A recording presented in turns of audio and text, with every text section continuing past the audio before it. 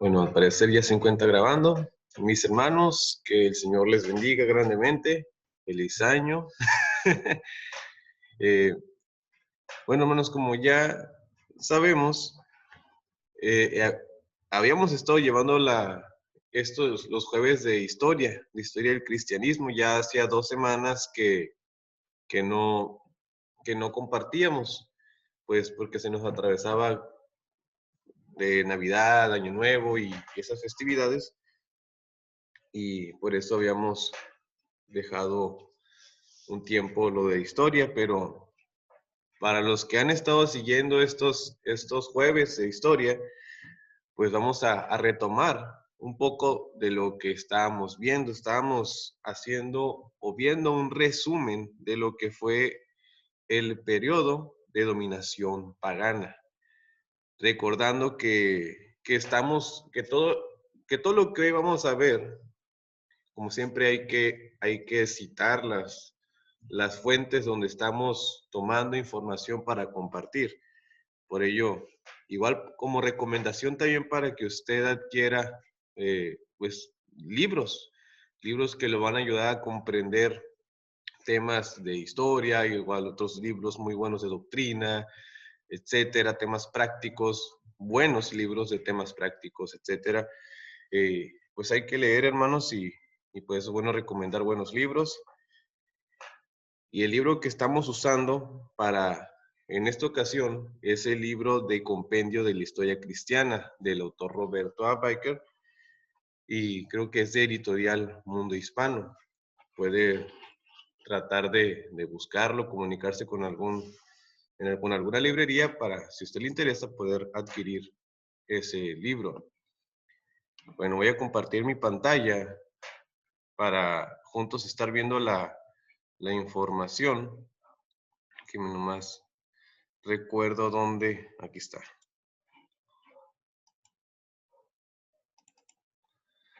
Bueno, voy a hacer este cuadrito para acá.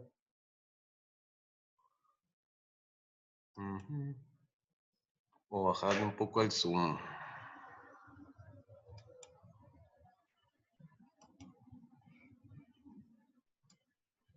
Entonces, para acá. Bueno, hermanos, estábamos viendo el periodo, el resumen de lo que fue el periodo de dominación pagana, que abarcó de los años 100 al 325 después de Cristo. Esta etapa de la historia reveló un tiempo de extremo peligro, hermanos, para el movimiento cristiano. Tuvo dos peligros principales, que fue la hostilidad dada por medio del gobierno romano, persecución, hasta el martirio, hasta la muerte, y también otro de los peligros que creo que es de los más tristes, es la corrupción y la división interna de la misma religión cristiana. Hubo todo lo que estaba aconteciendo, pues fue alterando la naturaleza del cristianismo primitivo que vemos reflejado en el Nuevo Testamento. Conforme avanzaban los años, iban habiendo algunas desviaciones de los que fue el modelo que pues Dios implementó para la iglesia y que lo vemos en el Nuevo Testamento. El peligro exterior más importante fue el dado por el gobierno romano, pues a partir del año 100 después de Cristo, la religión cristiana fue catalogada por el gobierno como proscrita. ¿Qué es esa palabra proscrita? La proscripción es una identificación pública y oficial de personas u organizaciones catalogadas como enemigo público, enemigo del pueblo o enemigo del Estado. Suele incluir la pena de muerte o destierro y es una palabra de peso político muy fuerte, es lo que dice el diccionario. O sea, el cristianismo fue catalogado por el gobierno romano como una religión que era enemigo público para el Estado. Esto llevó a cabo persecuciones locales y universales. Por locales se refiere a que no era, a que era solamente en ciertas ciudades o en ciertos puntos del Imperio Romano, y universales ya era todo el imperio, contra el cristianismo. El aparente alivio de estas presiones fue cuando el emperador Constantino profesó la fe cristiana promoviéndola como la religión del imperio. Más adelante vamos a ver acerca de Constantino. Este periodo de la historia cierra en el año 325 con el primer concilio de Nicea, donde el cristianismo tomó otra dirección. Para ese tiempo, para el 325, ya la persecución por parte del Imperio Romano había sido, ya no existía esa persecución que hemos visto hasta que anteriormente habíamos visto. ¿Por qué? Porque Constantino adoptó el cristianismo y lo promovió en el imperio y favoreció a este movimiento. Como consecuencia de todos esos acontecimientos, ahí donde viene la parte triste, como consecuencia de todos esos acontecimientos, la pureza de la fe cristiana ya no era la misma que se había visto en el primer siglo. Hasta el primer siglo, la doctrina y la práctica iba pura, iba intacta. Y después se fueron adquiriendo otras enseñanzas, otros oficios ahí dentro de la iglesia, etc. Durante este periodo hubo lo que se conoce como antagonismo popular. ¿Qué es el antagonismo? ¿Qué es ser algo antagonista? Por ejemplo, en alguna película o en alguna serie suele haber lo que entre los personajes suele haber el personaje principal que es el protagonista, que es el bueno, que es el que se trata la historia, la película. Y hay otro personaje principal, pero que es como el oponente al protagonista, y ese es el papel antagónico. Entonces, durante este periodo hubo lo que se conoce como antagonismo popular, es decir, la mayoría del pueblo contra el cristianismo, que iba de las críticas y las burlas del vulgo hacia la fe cristiana hasta las persecuciones y, consecuencia, hasta la muerte. Todo esto debido al carácter exclusivista de la fe cristiana. Les caían gordo a los romanos. Los cristianos les caían gordo a los cristianos. ¿Por qué? Porque los cristianos, la fe cristiana es exclusiva. Es decir, no acepta otros dioses, no acepta otros medios de salvación. Y es algo que puede pasar hoy, aún en nuestros días. La mayoría de la gente tiene o ha abrazado la idea de ser una persona de mente abierta, open mind, como les dicen. No, es que yo soy una persona de mente abierta y a mí lo que yo respeto, yo escucho a las personas de todas las religiones, yo las escucho, yo las entiendo. ¿Por qué? Porque de todos modos es el mismo Dios, es lo que dicen. No, de todos modos hay muchos, pero es el mismo Dios el que representa. Eso es falso.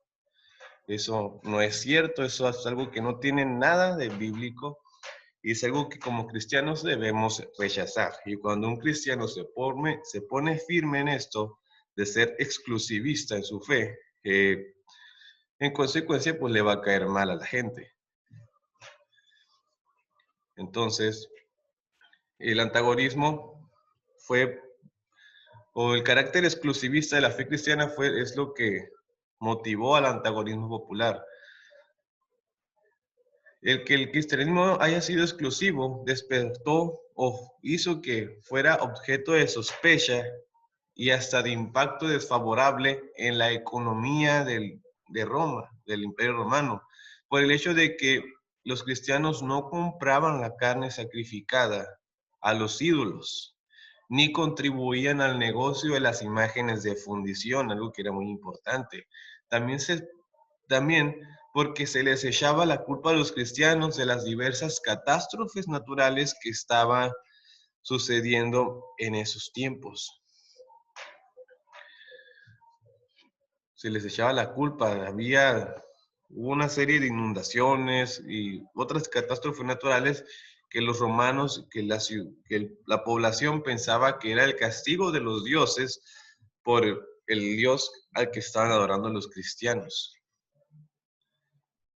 Otro de los ataques más severos que se vieron en esa época fueron los ataques intelectuales por parte de pensadores paganos.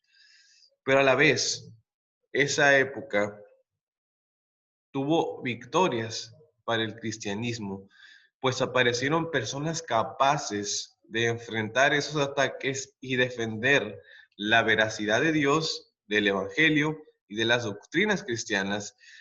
Y estas personas fueron llamados apologistas, los defensores de la fe. La población, este antagonismo popular, pues por parte de la población del vulgo, eran ataques así de sospechas, críticas y burlas hacia la fe cristiana. Y por parte de los pensadores eran burlas ya elaboradas, críticas sobre, igual ridiculizando las doctrinas cristianas. Y es por eso que de alguna manera Dios levantó personas, les dio entendimiento a personas para defender la verdad de la palabra de Dios. Otro resultado de las persecuciones intelectuales fue que la iglesia cristiana fue puesta en un lugar intelectualmente importante.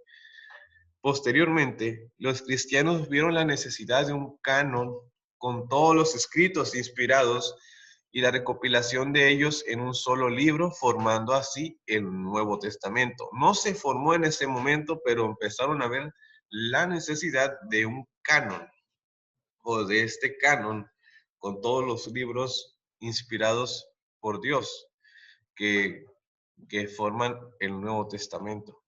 Ahora, veamos antagonismo popular y ya vimos el antagonismo popular, ahora veamos la persecución física.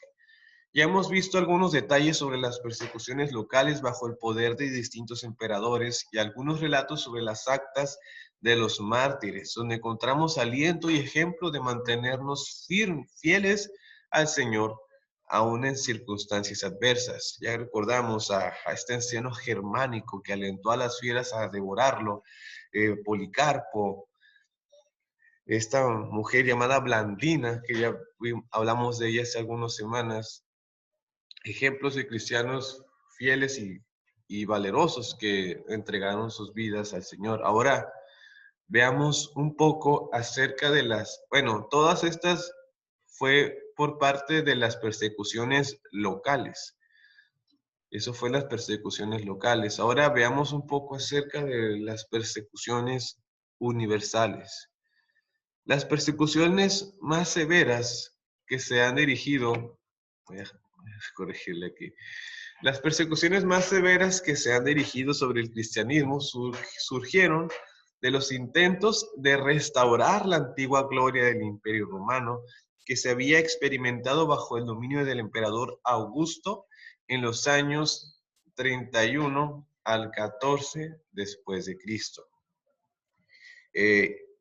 Ellos creían que si se exterminaba el cristianismo, el Imperio Romano volvería a tomar su gloria pasada.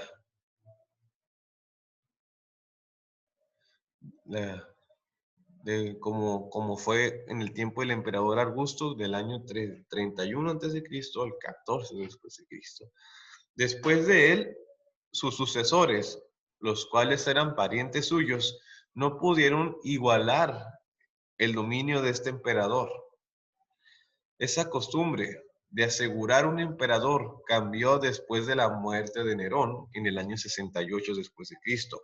Vespasiano se apoderó del trono como el comandante militar más fuerte en el 69 después de Cristo y sus dos hijos gobernaron después de él en el 96. El senador romano llamado Nerva fue elegido por sus colegas senadores e introdujo un nuevo sistema de sucesión imperial. Después de Nerva, cada uno de los emperadores eligió a su sucesor. En el año 192, con la muerte del emperador Cómodo, fue el ejército romano el que eligió a los emperadores por casi un siglo.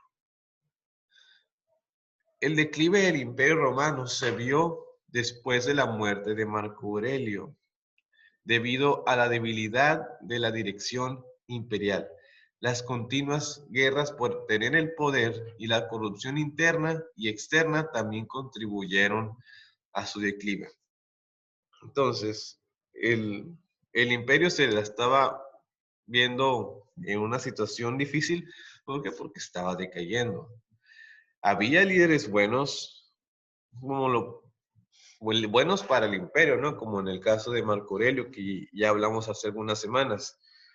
Pero la mayoría de los emperadores, pues no eran buenos y solamente contribuían a que siguiera decayendo el imperio. Aparte eso de que cuando el trono quedaba vacío, los diferentes ejércitos peleaban para poner a su emperador, peleaban para poner ahí al que ellos querían como su gobernante. Pues nada de eso ayudaba, no había un sistema en sí. Y todo eso decaía el imperio. Por ser prácticamente nuevo, el vulgo cristiano culpaba al cristianismo por el declive de Roma. ¿Por qué? Porque era una religión que aparentemente era nueva. Se planteó si la solución a los problemas que estaban pasando el imperio terminarían con la exterminación de los cristianos. Entonces, estas ideas fueron discutidas ampliamente durante la celebración del primer milenio de la ciudad de Roma en el 248. El emperador, en él, déjenme borrarle aquí, no está bien escrito esto. El emperador Decio, que estuvo en el poder del año 249 al año 251, intentó hacer esto que se había planteado en esa celebración, de eliminar al cristianismo para que así Roma tuviera el poder que tenía antes y la estabilidad.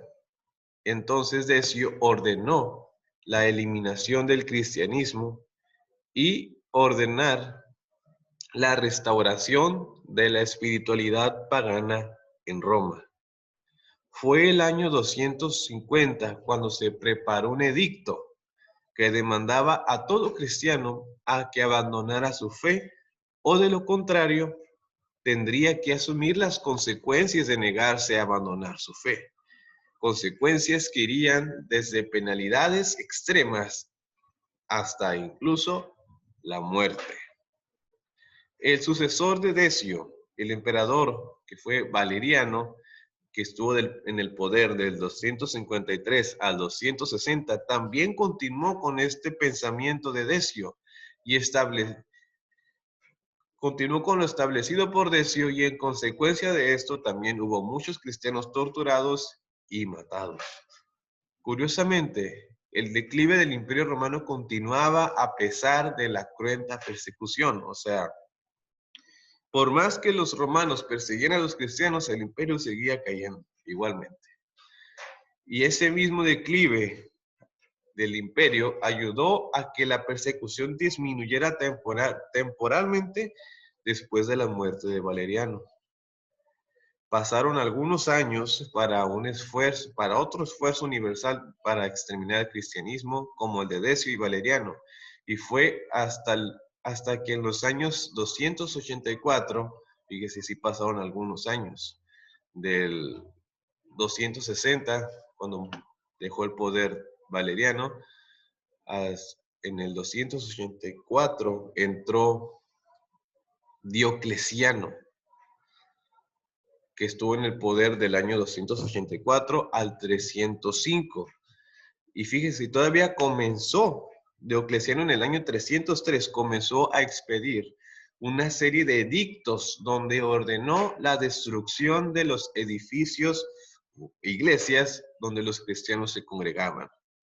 Ordenó la destrucción de las iglesias y el arresto a todos los obispos, bueno, el arresto y persecución específica a los obispos, que recordando para esos momentos, en el Nuevo Testamento, la palabra obispo se refiere a un pastor. Es un término intercambiable para referirse a un pastor. Le decían pastor, le decían anciano, del griego o presbítero, etcétera. Pero ya para esos tiempos, el obispo era como el jefe, ¿no? O el líder de los pastores. Estaba dentro de las iglesias, estaba el obispo, estaban los pastores, o ancianos, pastores y los diáconos. Y pues el obispo hicieron o crearon un nuevo oficio, pero cuando en realidad tanto obispos como ancianos y pastores son lo mismo. Por lo que parece entonces, pues ya estaba ese oficio. Entonces perseguían a los obispos y perseguían a los presbíteros o pastores para encarcelarlos.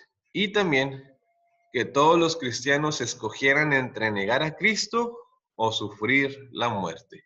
Esta persecución, como las anteriores, costó la vida de muchos cristianos y muchos otros fueron orillados a retractarse de su fe, es decir, negaron a Cristo con tal de salvar sus vidas. Todas estas persecuciones tuvo como resultado algunas consecuencias. Estos periodos de persecución afectaron la naturaleza del cristianismo. ¿Por qué? Porque se desarrollaron anormalidades que son comunes en las minorías que son oprimidas y en los movimientos subterráneos. ¿Cuáles son algunas de estas anormalidades? Esta situación hizo que muchos cristianos centraran su devoción religiosa a las reliquias y huesos de mártires prominentes. Es decir, de alguna manera ellos otorgaron superstición religiosa a estos artículos pensando que de alguna manera eran milagrosos o que les ayudarían en algo, que les daría favor o no sé, suerte. Centraron su devoción en las reliquias y en los huesos de mártires prominentes y atribuían poderes mágicos y salvíficos a los medios de la adoración, por ejemplo, en la Santa Cena. En aquel entonces no era solamente un acto de recordar lo que Cristo había hecho, sino que ellos literal creían que tanto el bautismo, la Santa Cena, tenía el poder para perdonar pecados. Algunos de ellos se volvieron fanáticos de su deseo por el martirio y los sufrimientos ascéticos. Hemos mencionado anteriormente el caso de los espontáneos, que se llamaban, esas personas que ellos mismos, que no esperaban a que fuera la voluntad de Dios que ellos entregaran sus vidas en el martirio. Como ya en las actas de los mártires se hablaba de que y se aconsejaba de que si era necesario que alguien sea martirizado, que dejaran que sea Dios y que fuera la voluntad de Dios el que se llevara eso a cabo y no que una persona por su propio deseo y su propio afán de demostrar su valentía pidiera ser martirizado. ¿Por qué? Porque vemos que la mayoría de esos casos, esas personas solamente al encontrarse al borde del precipicio de la muerte, pues se echaban para atrás y negaban a Cristo. Debido a que las persecuciones, debido a que en las persecuciones no todos tenían la fortaleza y disposición para entregar sus vidas por causa de Cristo, muchos se acobardaban y cedían a las ofertas romanas para salvar sus vidas y negaban a Cristo y su fe. Esto Eso hizo que en las iglesias se discutiera esta pregunta: ¿qué hacer con aquellos que habían negado a Cristo en la persecución, pero después querían regresar a la iglesia? Se empezó a discutir este asunto. Más adelante lo vamos a ver, si Dios quiere. Además de todo lo anterior, el papel de obispo fue puesto muy en alto, fue puesto como lo más alto del estándar de la cristiandad, y eso contribuyó a que los romanos también persiguieran particularmente estas figuras. Ahora, vamos a ver la declinación de la oposición imperial, pero antes déjeme tomar un poco de café. Bueno, continuemos. La declinación de la oposición imperial, ya casi terminamos, me quedan algunos minutos. Después de esto tengo que ir a trabajar. La declinación de la oposición imperial. Después de una larga persecución, los factores políticos en el imperio dieron fin a ello. El emperador Diocleciano, con el propósito de asegurar para el imperio romano un liderazgo eficaz y evitar las revoluciones que se habían estado viendo cuando el trono estaba vacío, estableció otra vez el sistema de sucesión imperial. Designó a una persona llamada Maximiano como coemperador y además nombró 2 gobernantes subordinados con el título de César, quienes fueron Constancio Cloro, quien fue el papá de Constantino, y Galeno. Constancio Cloro estaba gobernando en Occidente y Galeno en Oriente. La teoría de la sucesión imperial de Diocleciano era la siguiente: que cuando un emperador muriera, el coemperador, que en este caso era Maximiano, se convirtiera automáticamente en el nuevo emperador, para así, de esa manera, evitar los intentos de tomar el imperio por la fuerza. Y después, uno de los césares subordinados sería elevado a coemperador y se nombraría a un nuevo César. Un sistema que suena coherente, que suena organizado, pero en el 305, cuando Diocleciano se retiró, los diversos ejércitos otra vez hicieron sus revueltas y nombraron a su propio César, pero no para que fuera el coemperador, sino el emperador único. Nuevamente, era el poder militar el que decidía quién sería el nuevo emperador.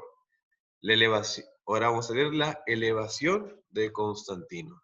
El soldado quien fue vencedor entre todos sus rivales fue el hijo del César, Constancio Cloro, de Occidente, llamado Constantino. La madre de Constantino había sido cristiana, por lo menos eso se piensa, y su padre no era cristiano, pero vio con tolerancia a la fe cristiana, por lo cual no ejerció la fuerza de oposición al cristianismo que Diocleciano había establecido. Constantino, siguió este ejemplo de su padre cuando estuvo en el poder.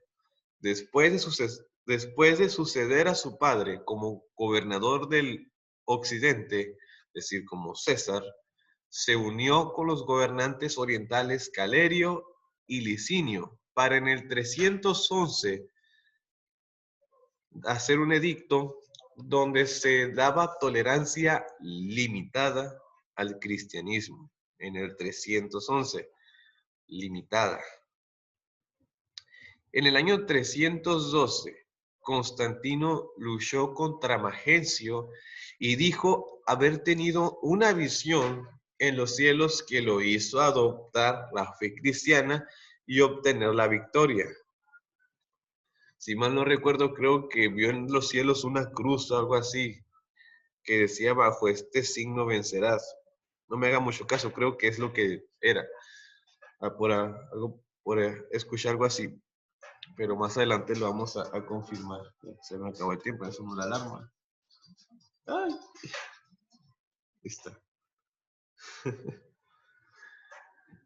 Bueno, entonces, en su lucha contra Magencio, dijo haber tenido una visión en los cielos que lo hizo adoptar la fe cristiana y obtener la victoria. En el 311, el emperador, bueno, no era emperador en ese momento, perdón. En el 311, Constantino y el emperador Licinio emitieron el famoso Edicto de Milán, 313, concediendo tolerancia total. En el 311 era tolerancia limitada, con sus límites. Y en el 313, el Edicto de Milán concedió tolerancia total al cristianismo. 10 años más tarde, el emperador Constantino, en el 323, luchó contra Licinio, el emperador, derrotándolo y tomando el cargo como único gobernante, es decir, como emperador. Ahora veamos lo que fue Constantino y el cristianismo. La decisión de Constantino de adoptar el cristianismo tenía un fin más político que religioso, ¿cierto? Aunque dio un poco de descanso a los cristianos después de tanta persecución, pero no fue por su fin, su propósito era más político que religioso. El imperio, ¿por qué? Porque el imperio se encontraba en declive, se encontraba rápidamente declinando y era necesaria una fuerte unidad interna que produjera lealtad interior con el fin de no tener ataques internos. Necesitaba un pegamento, un cemento para mantener unido al imperio en algo. Constantino decidió usar al cristianismo como ese elemento para unir al imperio, y esto ayudaría a que la ciudadanía tuviera unidad interna política y religiosa. Aunque Constantino decía ser cristiano, él nunca se separó del apoyo de los devotos paganos.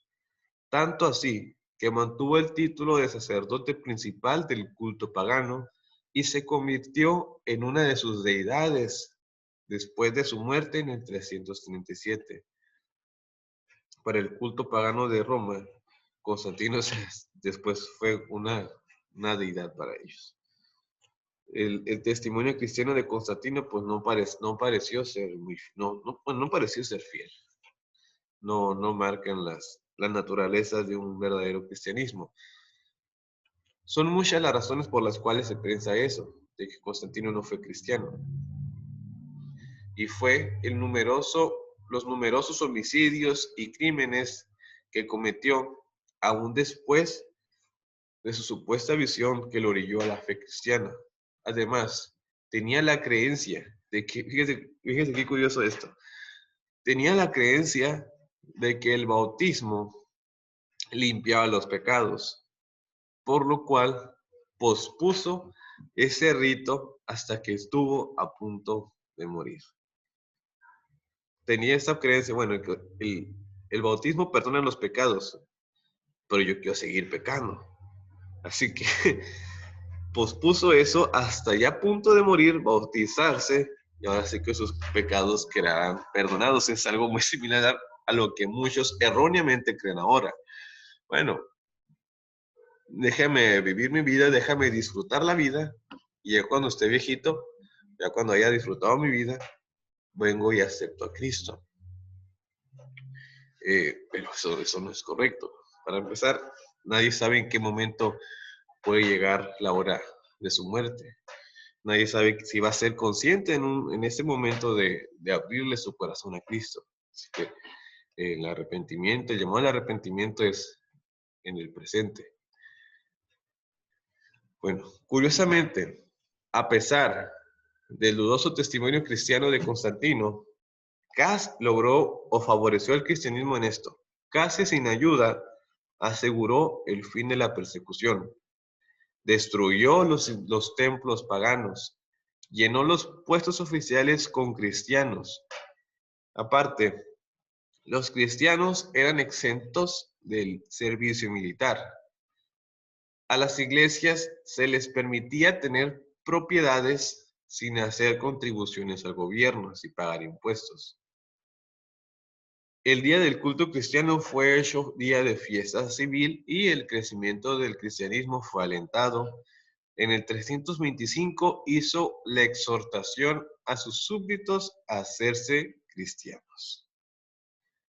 Que Constantino adoptara el cristianismo encausó que el cristianismo para el tiempo del emperador Teodosio fuera la religión oficial del imperio. Es decir, Constantino promovió el cristianismo, pero ya con el tiempo de Teodosio, ya el cristianismo era la religión oficial del imperio. El cristianismo se encontraba con numerosas corrupciones que lo hacían diferente al modelo del Nuevo Testamento, pero Constantino en sí no es el responsable de todas esas corrupciones, ya que muchas de ellas venían desde antes. Sin embargo, sí contribuyó en que, voy a ponerle aquí el acento, sí contribuyó en muchas corrupciones y sobre todo a que el surgimiento de la iglesia, perdón, ya ando un poco trabado. Todas las corrupciones que hasta el momento había en la cristiandad no fue todo por motivo de Constantino, ya que muchas de ellas ya se habían desarrollado por la persecución y esas cosas. Pero Constantino contribuyó a muchas de esas muchas corrupciones y sobre todo a lo que fue el surgimiento de la Iglesia Católica Romana. Más adelante ya vamos a ver acerca de eso, sobre lo que fue el Concilio de Nicea y esas cosas. Pero hasta el momento ya vamos a ver un resumen de hasta lo que ahora hemos visto. Resumen del periodo de dominación pagana al cristianismo del año 100 al 325. Ya para concluir con ese tiempo. El movimiento cristiano se desarrolló durante su periodo más crucial en medio de un ambiente hostil. Los ataques literarios sobre el cristianismo no fue del todo malo, porque sirvieron para hacer comprender a los líderes cristianos que eran necesarios un canon autorizado y una definición de creencias. La persecución física por el Imperio Romano fue local e intermitente hasta la mitad del siglo III, cuando se hicieron 2 esfuerzos mundiales para exterminar el cristianismo. Los primeros años del cuarto siglo contemplaron la aparición de Constantino, un emperador simpatizador que llevó al movimiento cristiano en una nueva dirección, dándole apoyo secular. Ese es el resumen, hermanos. Aquí concluimos este jueves de historia. Que el Señor me los bendiga grandemente. Esperemos en el Señor la siguiente semana estar compartiendo. Y mis bendiciones, hermanos. Oramos para que cerrar ese tiempo. Señor, te agradecemos por este momento que nos has permitido escarbar, Padre, y conocer aspectos de la historia cristiana, Señor.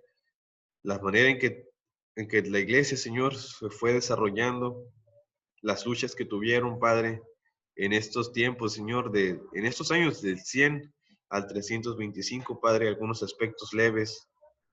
Gracias por lo que hasta ahora nos has permitido conocer, Señor. Gracias por las fuentes que nos das, por estas personas, estos autores, Señor, que hacen la labor de estudiar y recopilar datos para ponernos en libros, Señor, sencillos, para que nosotros los estudiemos, Señor. Ayúdanos, Señor, a tener entendimiento, Padre, a ser entendidos en los tiempos, Señor, y no repetir las malas actitudes, Señor, ni las malas prácticas. Te damos las gracias, Señor, por todo en el nombre de Cristo Jesús. Amén. Mis hermanos, que el Señor les bendiga. Excelente semana para todos. Que el Señor les bendiga.